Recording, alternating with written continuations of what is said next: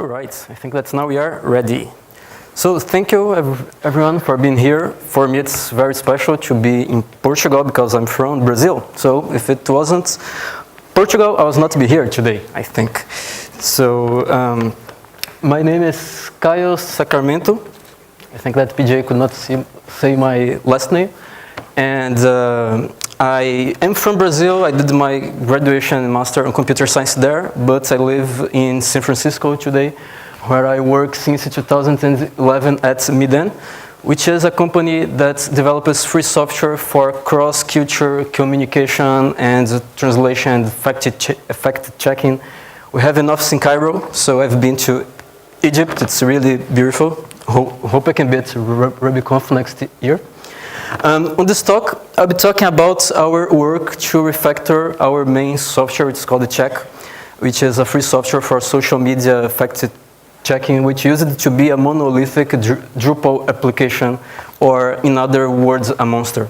And we refactored that using a backend on Rails and a front end using using Relay and React.js, and both are based on templates that we built and that we use on our other softwares. So for the backend, we have a Rails template called the Lapis, which we use on our other softwares as well. And for the client side, we have a human generator called the Kiefer, and we use it both to rebuild this application. So it would be like lightning talks about 4 different topics and all by myself, and how they are divided. So just to be clear, GraphQL and Rails on the back end and React and Relay on the front end. Let's start with GraphQL already. So what is that? It's a query language for your API, and lets you run queries against your backend using a type system. So it's like a way that you can declare your data model in a clear way and use that as also as an API to query that data. So let's compare it with REST, because this way it can be more clear. So here we have a typical image of our application. You have a social media and you have people saying things about this social media thing, trying to find out if it's true or not, or how true it is or not.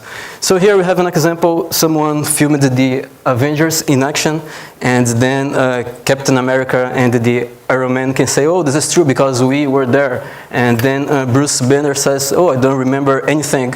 Who is that green guy over there? For me, this is false. So let's use it in an example. So usually we have on our application, this is just a little piece of the data. We have a media item which can receive multiple tags, and it can also receive multiple comments by different users.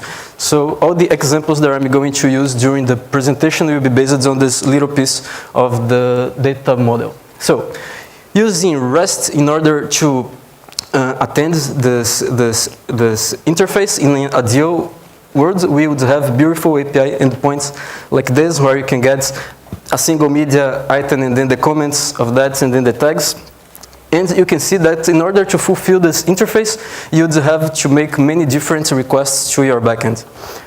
And if you want to use less requests, what could you do? You could have like custom API endpoints like medias and comments, or pass a series of parameters to API endpoint to say that you want like a media object and also all the comments along with that. And you could see that in a short time your API would become another monster, just to fulfill all the crazy requirements of the design team. So too many requests or too much stuff. So GraphQL appears as an alternative that you can make your data available for the client. So you have only one API endpoint, which is usually at /GraphQL, but doesn't need to be, but it's always about convention over configuration. So you have just that API endpoint, which is a post endpoint, so we don't need to worry about the size of the query that you are sending to the server. And in order to request the data needed to fill our interface, how would we do this using GraphQL GraphQL. You would make a post request to the GraphQL endpoint, and the query parameter would be like this. So it's a structure that looks like JSON, but it's not really JSON. So here I'm saying that on the first level, I want to query the media item with ID 1, and from that item I want the attributes title and bed, and then a list of the first 3 tags, and from each tag I just want the tag value, and then I want also the first 5 comments, and from that comments I want the created data and text attributes, and also the user who posted the comments, and from that user I want the name and the avatar. So in a single query I can ask for all the data that I need for my interface. And when you compare the query that you send to the server with the data model that you are working with, you can see that's pretty readable and makes some sense. You can look at the query and you have quite an idea of what's the data that you are dealing with. And after you make that request, the return from the server, this time will be a real JSON structure with just the data that you asked for. So for each field name and for each attribute, you will have a key on the JSON that was returned by the server, keeping the same nested structure that you asked for.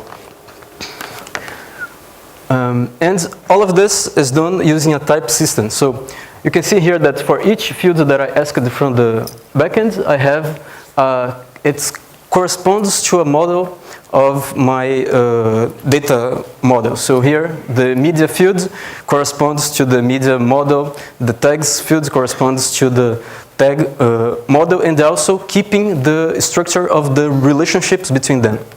So it's pretty clear. Again, that's all about convention. I could have a field called something, and it could return a media model, but we're trying to keep the convention here. And how to define each of those types. So at the first level, you have at the root something that we call the query type.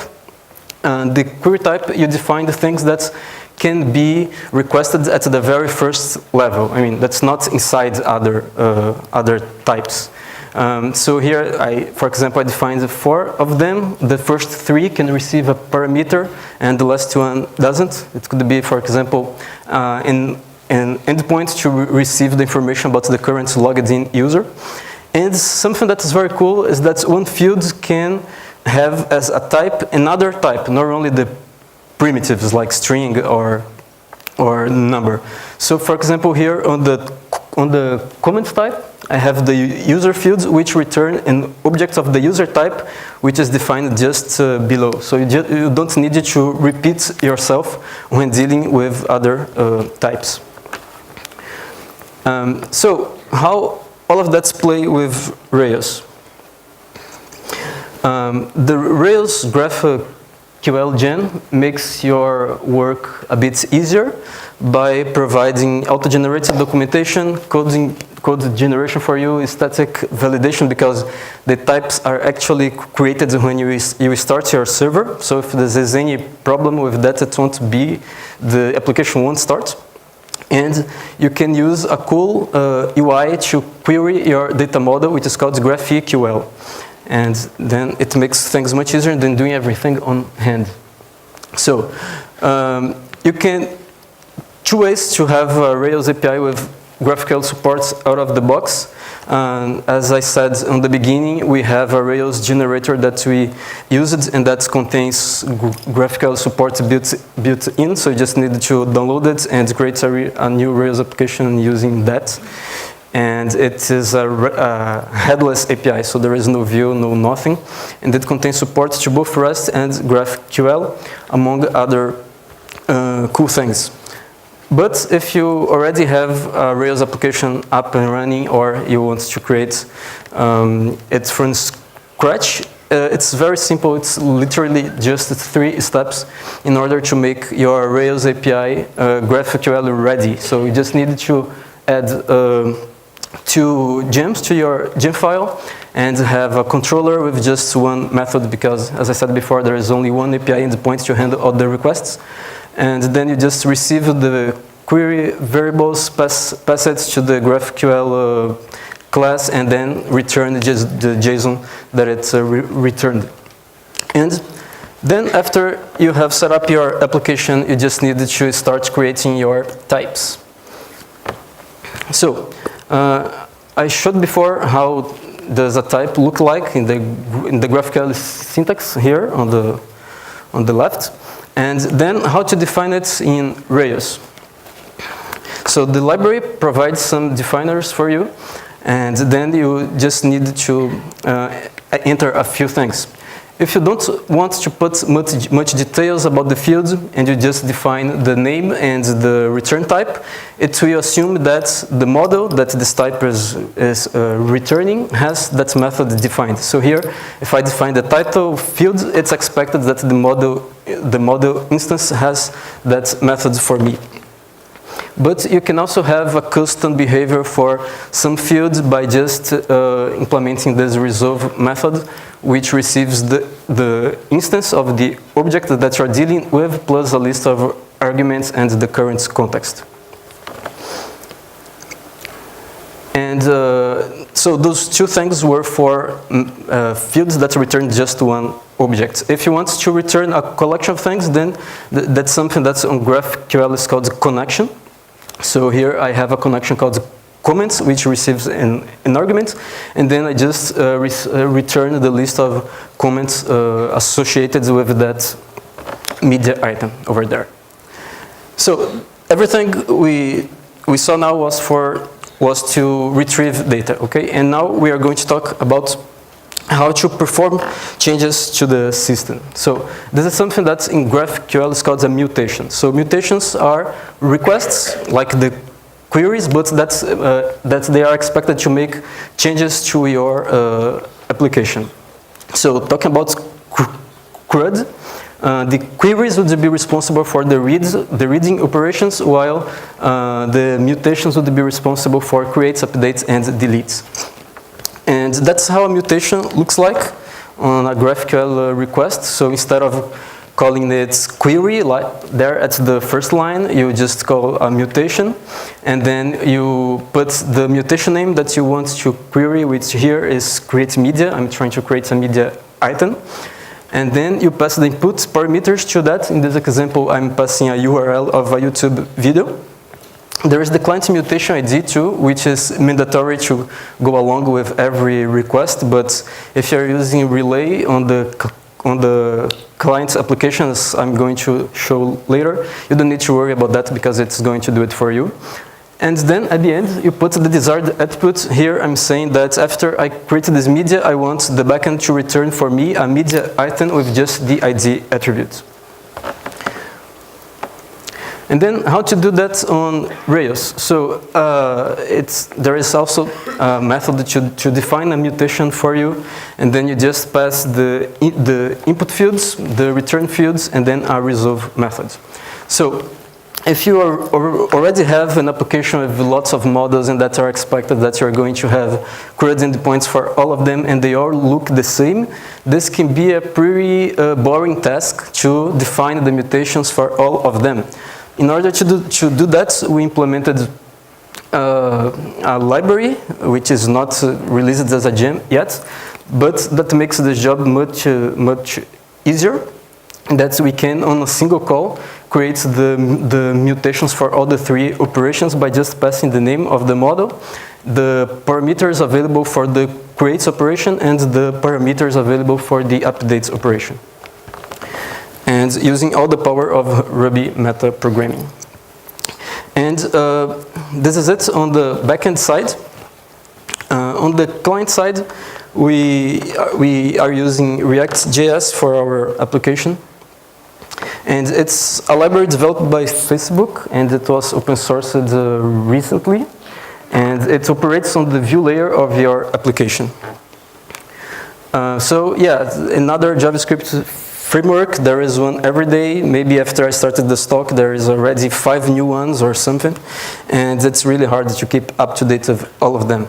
But why we decided for this one and why is React different from others? It doesn't have controllers, directives, templates, global event listeners, nodes, or things that we see on many JavaScript frameworks. But something really number one to understand how React operates is by understanding that everything is a component. And how does it work? Back to our example. How would we do this using an MVC JavaScript framework normally? We would have like a library to take care of the controller operations with methods to add comments, to delete comments, to add tag, and etc. We would have another file with our HTML display for that component with all the information that we want to display. And at least we would also have a file to connect those two pieces to guarantee that interactions that happen on the UI will trigger controller actions and actually make the requests to the backend. And on React, it looks a bit different. The whole thing is a component, like each screen or each part of your UI is a component, which is made of other components. So here, if we had the media component, it would be made of a tags component, which is also a component made of a tag component for each of the tags that are displayed. And then we have a comments component, which is a list of all the comments. We have a comments component for each of them. So it's always like using bricks to build the thing. By comparing those two approaches, we can see that the main difference is that on most MVC frameworks, we have a concerns separation. So you have parts of your code that is responsible for the models, parts of this code that is responsible for the controller, parts of the code that is responsible for other actions. And here, we have a different approach, which is a components separation. And we have single components for each component, each part of your UI, which is completely responsible for everything that this part of the UI does for you. So it is responsible to tell how it should be displayed. It is responsible to tell which data it needs from the backend, and it's responsible to take care of all the interactions that can happen on the UI. So the main advantages of this approach is that this way components are easily testable, composable, as you can mix them to build another one, reusable and maintainable. On our team, we noticed a huge difference, especially on the testability and on the maintainability, because you can have people from your team focused on working on some specific components and deliver that to other developer that can build that on your interface. So it's worked really well for us. And back to our interface, I took here a minimalist example of how a component would look like for our interface. So here we have a single tag from our tags list, and then every React component extends from a base component class, and this render method is supposed to be mandatory for all the components. This is the method that's going to tell what is going to be rendered on your HTML, as the name must say. I won't enter in details now about the other parts of the components because we are going to see each of them separately now. So we can see here that on this return function on the render method, this file looks a bit confusing because we have HTML mixed with JavaScript. So of course, this is not a valid JavaScript. So what is it? This is what they call JSX. So it's a markup language similar to HTML, but that tries to combine the ease of using templates. So you don't need to call methods to create an element, to set an attribute, to send some nodes to another part of your DOM. So it has this facility, but you still have all the power of JavaScript to define the other methods to control the states and the interactions between those elements. And in order to translate this JSX code to JavaScript, there is a preprocessor provided by React itself that makes this compilation for you. So this is really easy to use. Another thing is about performance. So usually when implementing client-side apps, there are some things that we need to keep in mind in order to have our application with a good performance. One thing is to avoid costly DOM operations, minimize the DOM access as much as possible, and update them offline before inserting on the DOM, and etc. So these are things that we as devs usually need to be concerned about. So on React, this is a bit different because it rebuilds everything on every change. So you don't deal with things like, oh, I received this response from the server, I want to hide this element here, so I will find the element on the DOM and call the hide method of that. It doesn't work this way. You need to keep in mind that everything that you just implement your code once, your component code once, and then you can have the different aspects of your component based on different states. So as I showed the code here, it will be a bit clearer. It seems costly to rebuild everything at every operation at the first glance, but it's not because it's not a real DOM. It's something that React calls a virtual DOM. So it batches all the operations and just apply them at once to the browser. And you don't need to worry about which elements should be updated. You just change data on your states, or the backend returns some different data for you, and React is going to calculate which elements should be updated, and it's going to batch these operations and apply them at once. So you don't need to be worried about that. The rule number 3 is that there is a single data source. All data that you are supposed to display on your components will be available on something that's called props. So here we have an example of how to add the tag component to another component. It's like an HTML tag with a tag attribute, and I'm passing a tag object for that. Every attribute that I called from here will be available on the component itself as a prop. So here, there on that blue line, we have a tag that was passed from the parent component to that.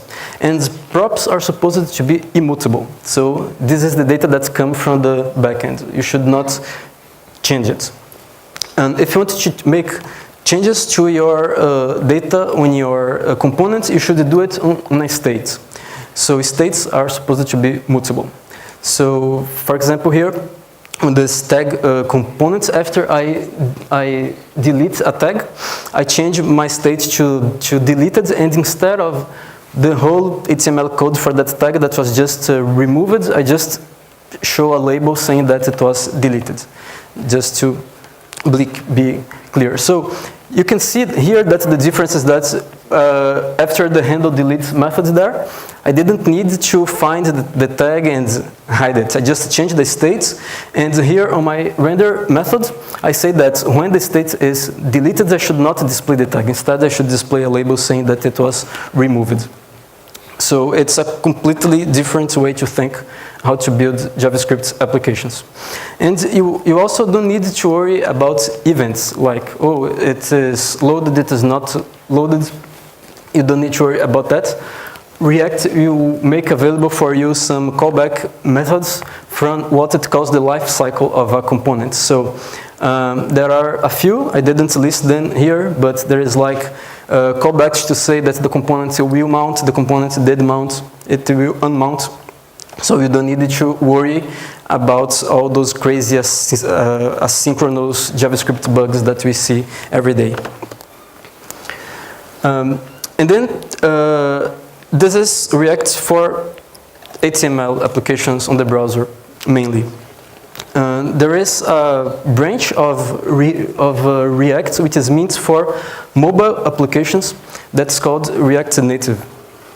And the main difference of React Native to other libraries like Ionic that allow you to write code in HTML and JavaScript and make a mobile app out of that is that React Native, as the name says, will compile it as a native app for you. So it's not a web view app with JavaScript code that is running there for the user. It will compile as a native app. So it's a library that will convert code written on that JSX syntax to iOS Cocoa or to Android UI. And since it is native code, the performance is like a native app, and you can have all the power of writing the code in JavaScript and reuse all the components that you have for your web application. You can reuse on the native application, so this is pretty cool. And you don't need to write code in Objective-C or Java, which is like good. So you can have React components the same, and if you use the React.js compiler, it will compile a web app for you, and if you use the React Native approach, it can compile as an Android or iOS app using almost the same code. Almost, because for some interactions between your application and the mobile phone, we need to use some React Native modules. For things like putting your app on the share menu, which is something that we needed to implement and that is available as a module.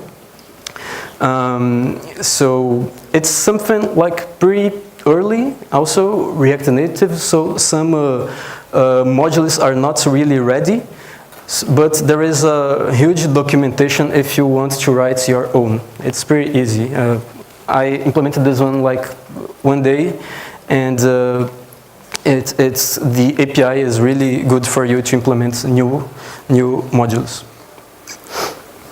So you have one code that, I said in the beginning that we have this generator for Node.js applications that we use to create our client apps. And it's something that we can use this almost the same code and compile it as a web app, as a browser extension, or as a native app. So, for example, here, in order to be more clearer, our generator generates by default a web application that receives a URL as a parameter. Because on our case, on our two applications, the main goal is to translate social media or to fact check social media. So we are always dealing with URLs as input. So when you compile your application as a web application, you are supposed to pass the URL as a URL parameter on the address. If you are using it as a Chrome extension, it's going to read the URL from either the current location if you call the extension from the toolbar, or from a link if you right-click a link and invoke the extension using the context menu. And if it is a native Android app, you can share some URL that you're visiting by calling the application from the share menu of your phone, and then it is going to open the app with that URL available for you. That's how we do it. But in order to make this connection between all the data we have on the backend, exposed as a GraphQL layer, and all those client apps written in React and React Native, that's what Relay does. So it's literally to make this connection between GraphQL and React. And it's also part of the React suite, let's say. So this is how things work. We have the components of the React.js app. It makes GraphQL queries to the server, and the server responds with data that's going to refresh a local relay store, which is like a local cache. So if the same data is asked again, it's not going to reach the server again, it's going to read from the local cache. And then the relay store passes this data as props to the components. And also, when you make operations on your components that should trigger mutations, it uses also optimistic updates. So if I'm creating a media item, it's going to first save that new item on the relay store and then make the request to the server. So for the user, it looks like the action was almost like it happened at the same time, but it is because you're using an optimistic approach. And so in order to be even more clear, this is how things work. The React components passes a GraphQL query to relay, which is going to reach the server if needed. And then the server responds to relay, which is going to update the local store and then pass the data to the component. So it works as a middleware to decide which requests should go to the server and which should not. So you can have a very good performance with that thing. Back to our components, how would we make this components query all data it needs to be handled using relay? So here on the right, on the bottom, we have the media component. So it needs to return a relay container, and a relay container is supposed to contain two things: a route, which says which endpoints on the backend it should query from, and a component which is basically to which component I should send the data that I'm going to retrieve from the server. And after that, I write my query. Here I'm querying the title and embed the user of the media.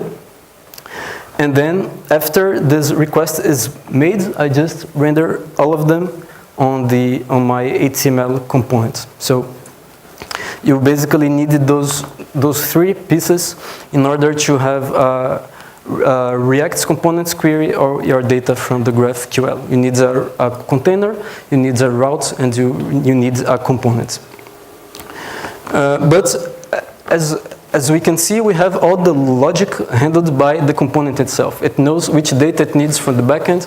It asks for that data, and it handles the HTML structure with that data too.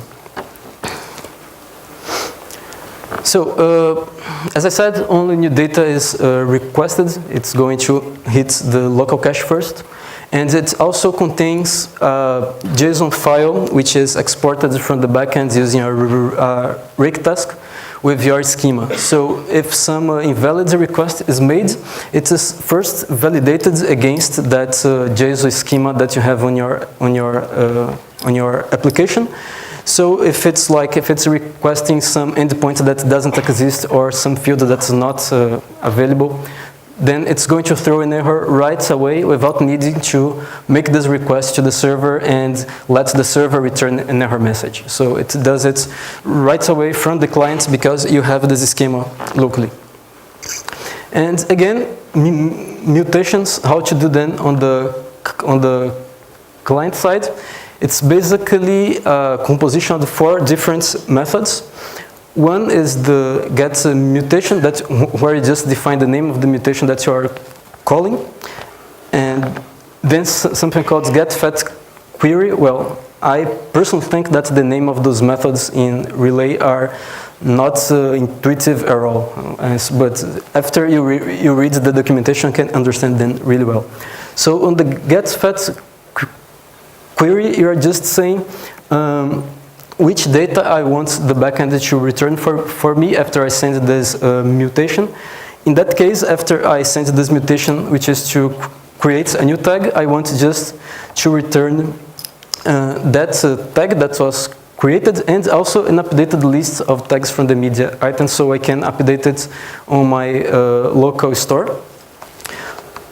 On the get variables methods, I say this is the parameters that I'm really sending to the backend. So in order to create a tag in this example here, I needed to send the tag value itself and also the media ID of the item that I'm tagging. And most confusing one is the get configs method, where you basically say what to do with your local relay store after this mutation runs. So basically here I'm saying that this is a range add operation, which is basically going to add this new item that I'm creating to a collection, which on this case is the tags list of the media item. So that type here, which is range adds, there are 3 or 4 of them, which basically means different operations that need to be done on the relay store after the mutation runs.